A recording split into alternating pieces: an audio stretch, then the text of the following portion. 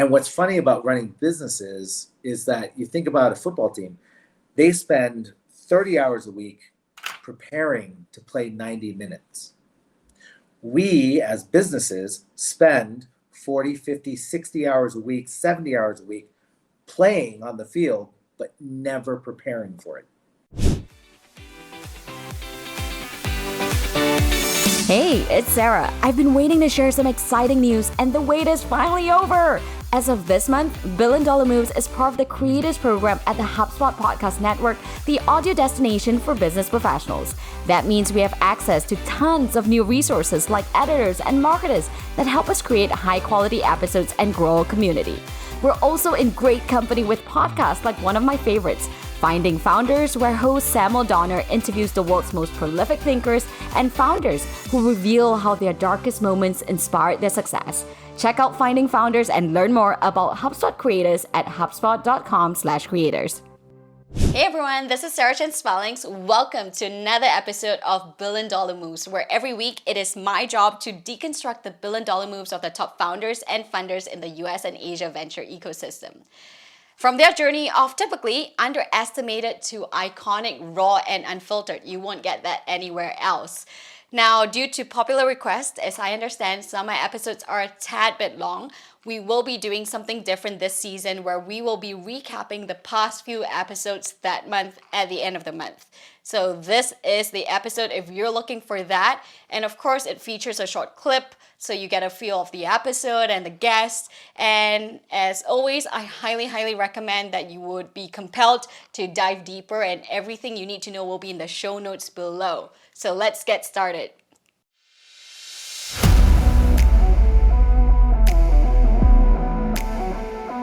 Welcome to Billion Dollar Moves, the show for the top US and Asia founders, funders, and execs. From the growing pains of a unicorn journey to IPO, to scaling a venture capital firm, and the shift of wealth, we cover it all in the world of venture and business. I'm your host, Sarah Chen-Spellings.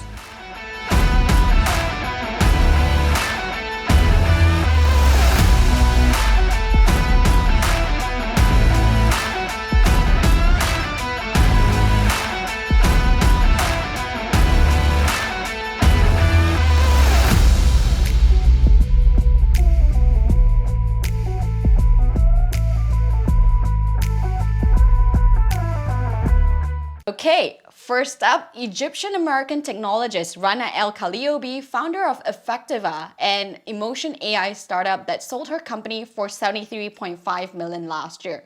Now, the top 3 lessons that left an impression on me were: number 1, decoupling your identity from your startup.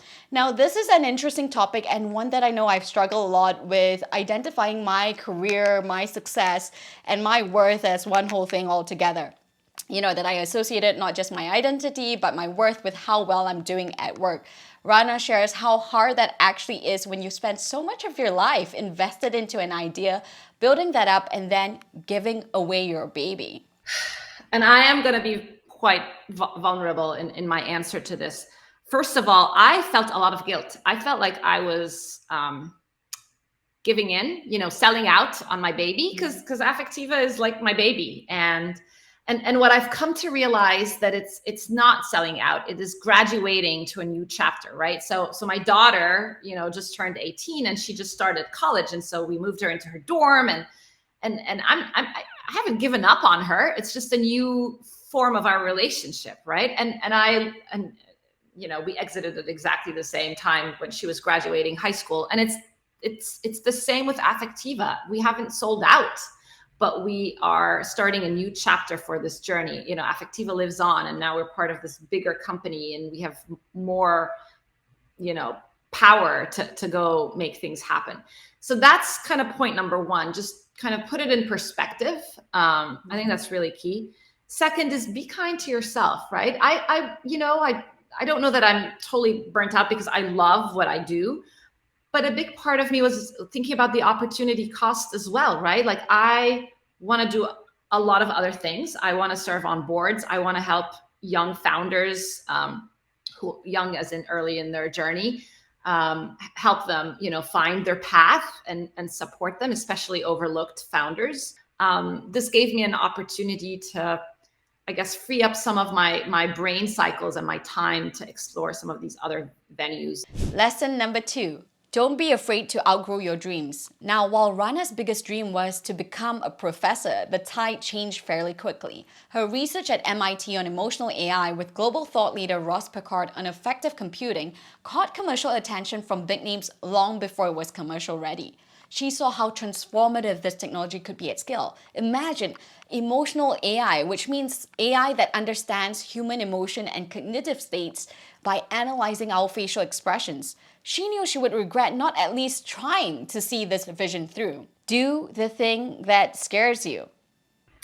So I always talk about outgrowing your dreams, because to me it was very interesting. My dream was to go back home and become faculty.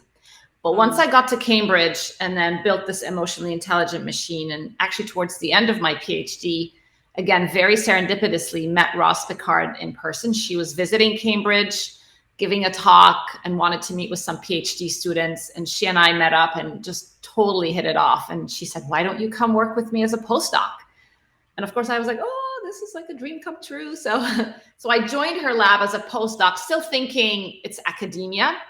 But very quickly at MIT, it became apparent that there was so much commercial interest in the technology. We had like at least 20 Fortune 500 companies wanting to buy our solution. And this was research code. So we didn't really have a mechanism to give it to the Pepsis of the world or the Bank of Americas.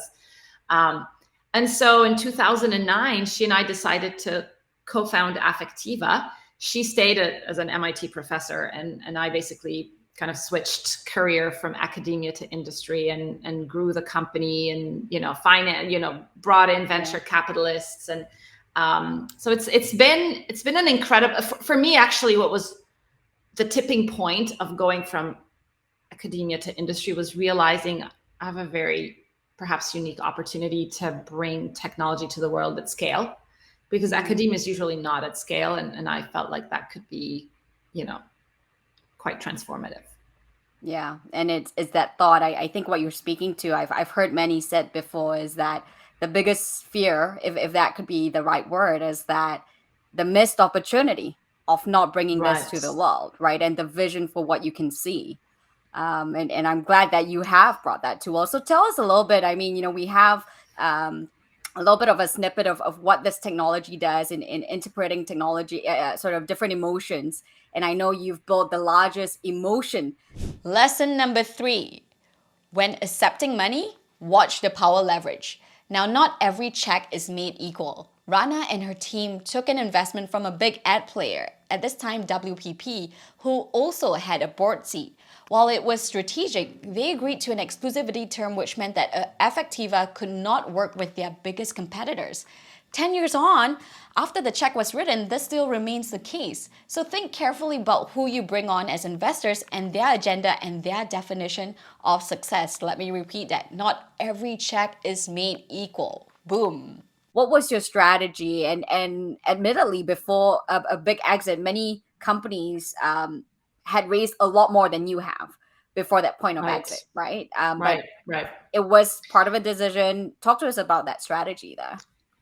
Yeah, it's definitely, a consideration. So for example, we have a combination of venture, investors, but we also have strategic investors. And even that decision, when do you take strategic money versus venture money? That's like a big decision. When we raised our round in 2011, when we turned that big, $40 million check and instead focused on finding other investors, we took money in from WPP. They're a big advertising conglomerate, and they ended up being our biggest client and partner. So they are both an equity investor, but they're also very strategic. And they accelerated bringing our product to literally 90 countries around the world in less than 6 months. It was amazing from a business standpoint. But what I guess I underestimated when we took the money from them is that they had a lot of leverage over us, right? They were on our board. There was some exclusivity in place, so we couldn't work with their biggest competitors. We still can't work with their biggest competitors 10 years on. So, who you bring on as investors and their agenda and their definition of success. Like, our strategics don't care about valuation. They're not valuation sensitive at all. but they do care about the business partnership.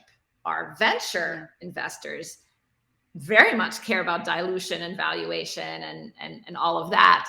And so it's just a very different lens on the business, and knowing, as a CEO or a founder, that you will have different constituents with different agendas. That's really key, because then you can navigate it, I guess, and be more informed. Next up, Tiwa York. Tiwa was brought in by the likes of Naspers and Tencent to actually clean up their e-commerce portfolio, which resulted in the birth of Kaidi, which is now Thailand's largest C2C marketplace, from automotive to property, listing over, I think, 250 categories with 10 million products, and at its peak serving 35 million users. Now, the top 3 lessons that left an impression on me were: number 1, listen to what is unsaid in Asia. Now, this is one that I really enjoyed. Early in his journey, Tiwa, who despite speaking and writing Thai, being half Thai, felt often frustrated by the fact that his team wasn't cooperating with him. He was later told by his wife, by the way, a very smart woman, Tiwa, you understand the words, but you don't understand the meaning. He realized that while he understood the language and somewhat looked the part, he actually didn't understand Thailand. So his note was really about foreigners operating in Asia, and the fact that they often misunderstand that silence displayed by their teams is either they don't know or they're idiots. Most of the time, they're smart, but culturally not willing to say it to you directly. Silent stubbornness. Love it. Yeah. So they'll talk to me, they'll say certain words, but they'll be silent and stubborn. So, okay, boss, I understand what you want me to do. I disagree with you. Fine, I'll do it if you make me do it. And I didn't understand that. And my wife was the one who said, Tiwa, tell me exactly what happened. Tell me exactly what they said. And I told her exactly what they said in Thai. And she goes, you didn't understand what they said. I went, oh. And that was my first massive lesson of managing in Asia, was how do you listen to the staff? What foreigners may misunderstand is they believe silence is either they don't know, or they're idiots, or they're stupid. They actually don't know what to say. And actually, it turns out to be, no, they're just not willing to say it to you directly. And it's a very roundabout. I think this exists across Asia. I'm not going to tell you directly because that's disrespectful, but I'm going to tell you in my way, and you better listen to it. And I think a lot of international companies that come into the market don't get this topic. They don't understand how to navigate and understand that the language and the culture is not, it's indirect. And in fact, it's even down to the language is indirect. So Asian languages are circular. And in fact, we're unable to do, like, future perfect tense does not exist in Asian languages. You cannot say, I will have read Harry Potter next year. Those words do not exist. Yeah. However, in English, we go, yeah, I can place myself in the future and say, at that point in time, this will be a completed action, that the book Harry Potter, I have read it. The only thing we can do in Asian language is to say, I will read Harry Potter next year. And understand the indirect about way that language works and the culture works was a big lesson for me to understand how do I better manage and listen to my team to understand them. Just a quick note before we get back to the show. While you're listening to this podcast, you're probably doing something else too. Mastering the art of cooking, driving your kids to practice, dancing like no one's watching. We get it. When you're having conversations with your customers, the same is probably true for them. They're IMing their teams, mentally planning date nights, so growing conversations beyond the moment can be challenging. HubSpot helps you go beyond the moment by connecting you and your teams, giving you access to the exact same data and helping you see the full customer picture. What motivates them, what their expectations are, and how you can blow them out of the water. With powerful tools that connect marketing, sales, ops, and service, HubSpot's powerful CRM platform powers you and your teams to transform customer moments into extraordinary customer experiences. Learn how HubSpot can help your business grow better at HubSpot.com. Now back to the show. Lesson number 2, actually embrace failure. It's easy to say we embrace failure, but it's important to be intentionally building a safe space to fail. Often leaders jump immediately to problem solving mode or defense mode without actually listening and come off making the person who failed feel somewhat actually attacked. So Tiwa compares the alternative of a sports team, a football, soccer team, and I really, really love this. So you want to tune into this one. Can you really allow your team to fail and really embrace that and say, understand it's okay, not the way we expect it to be, but we'll work on it for the next time. And I think the key point that I would like to make, and what I learned along the way, was the difference between a working group and the way we were taught to work versus how a sports team is taught to play as a team. And I think this was my big learning was we're taught in the working environment, which, oh my gosh, this project failed. I'm going to talk about it and say why, and you got to tell me. Rather, when a sports team, they lose on Sunday, guess what? They wake up Monday, they start practicing together and working on the next game and learning from it and then fixing things to make sure they win in the next game. But we don't actually do that as businesses or as managers or leaders. And I think these are the areas that I started to work on in Thailand of listening to the team and then really allowing them to feel free to say, yeah, it didn't work out, boss. Sorry. And I'm like, Yeah. I know that they didn't intend for that either, right? Yeah, I love that. I mean, the fact that you call yourself head coach all makes sense, in terms of thinking about yourself as teams versus, and I know you make a distinction between teams and working groups as well. And the third lesson, teams versus working groups. Tiwa makes a differentiation between teams and working groups and why the former is what we should strive to actually work in. And what's funny about running businesses is that you think about a football team, they spend 30 hours a week preparing to play 90 minutes. We as businesses spend 40, 50, 60 hours a week, 70 hours a week playing on the field, but never preparing for it. Yeah. And it's a massive shift in how we look at our teams. And this is where we talk about working groups versus a team. A team is we come together and we know each player in the position that they play on the field. But when we're a working group, we expect to be responsible for my tasks. I'm going to get my tasks done. And when the project fails, wasn't my problem. They didn't finish their tasks. And we point the finger. So if you think about it, we're talking about Premier League. If I'm playing for Liverpool, I'm the striker on the field. If I actually behave the way we behave in business on the field while playing, it would never work. And here's the example. I'm the striker. My job is to kick the ball towards the net. I wait for the midfield to send me the ball, and when it's sent to me, I will kick it towards the goal. Now, if I behave the way we behave in business, I say, I just got my job done. I kicked it towards the goal. I'm going to stand here and wait until the midfield sends me the ball again. Yeah. Would that team ever win? Hell no. And finally, we end our recap with the last episode with Jamaluddin Bujang, who is the CEO of Malaysia Venture Capital Management, the largest venture firm in Malaysia with 1.5 billion under management, responsible for seeding what I would say the first generation of VC funds in Malaysia and building the ecosystem in a large way. Lesson number 1, if you don't have trust, you don't have a deal. While my question to JB focused on the dynamics between co-GPs, i.e. when two parties partner to raise a fund, I think his answer applies to all business partnerships. You can design something that you believe will work the best for both parties, but with economics to be realized only in the next decade, what do you really have? You don't want to have a relationship guided by just black and white, and frankly, there's no document that will cover every eventuality. It's I think you can design something that can work for both parties. But look, at the end of the day, it's all about trust to begin with. It doesn't matter what economy you're gonna be sharing between two of you or three of you. It's just in the future, right? It's now. It's how to make things work between you and your partner, because you're gonna partner with them for the next 10 years. You're basically married for the next 10 years, right? And what do you have? What do you have? All we have is trust.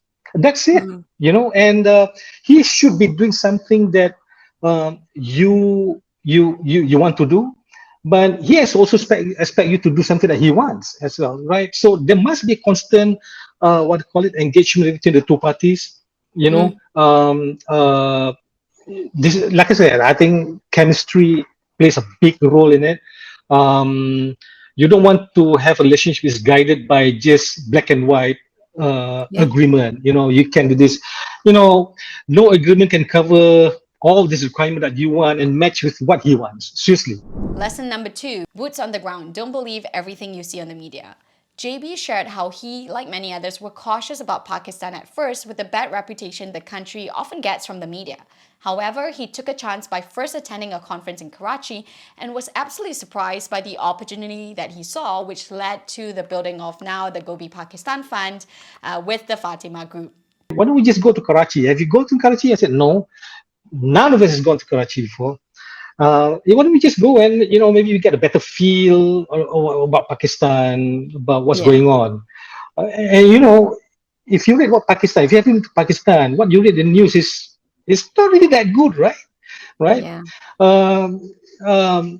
So we went, and we was totally surprised. We were, there hardly any VCs, definitely foreign VC. There are only a few local VCs there.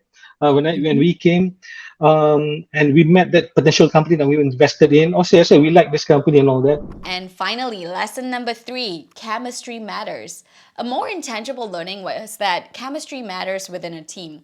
The partnership can look great on paper, but viewing at least a co-GP relationship as one that would last 10 years, a partnership is truly like a marriage in many ways. The team dynamic needs to feel right. So when you're thinking about fund management and working together for a fund, which is at least the life cycle of fund 5 to 10 years, how do you think about that? How do you think about working with someone that actually you only met through a course, but it wasn't like your lifetime friend? How do you think about that? Yeah, it's funny. It's a good thing you asked that as well, because I think the shortest answer to that is chemistry between him and us. For that, I'm thankful to God. I think we found a good partner. He treats us as it's equal partner, really. Whatever economics that we get from this fund, we split equally. That's how we started off. I think he's very happy with that, and he knows that we trust him as well. He, and we have people like Tom, who's you can easily mix with, and Tom works well with him as well. So, and I got Tariq, my colleague. He clicks very well with Ali as well. He comes from Pakistan descends as well. So, the chemistry is all there. I think we're just lucky. All right, and with that, we have recapped successfully the past 3 episodes of this season. Let me know what you think. Let me know what resonated with you and what compelled you to go to that episode because of what you heard from the snippets. As always, my name is Sarah Chen-Spellings, deconstructing the billion-dollar moves of the top US and Asia founders and funders, and I look forward to seeing you next week. Thanks for listening. And thanks so much for tuning in this week. You can subscribe wherever you get your podcasts and follow our socials on Sarah Chen Global to get the latest on the show. It would really help me out too if you enjoyed this to rate and review our show on Apple Podcasts and share your favorite episodes with a friend. I'm Sarah Chen-Spellings and you've been listening to Billion Dollar Moves.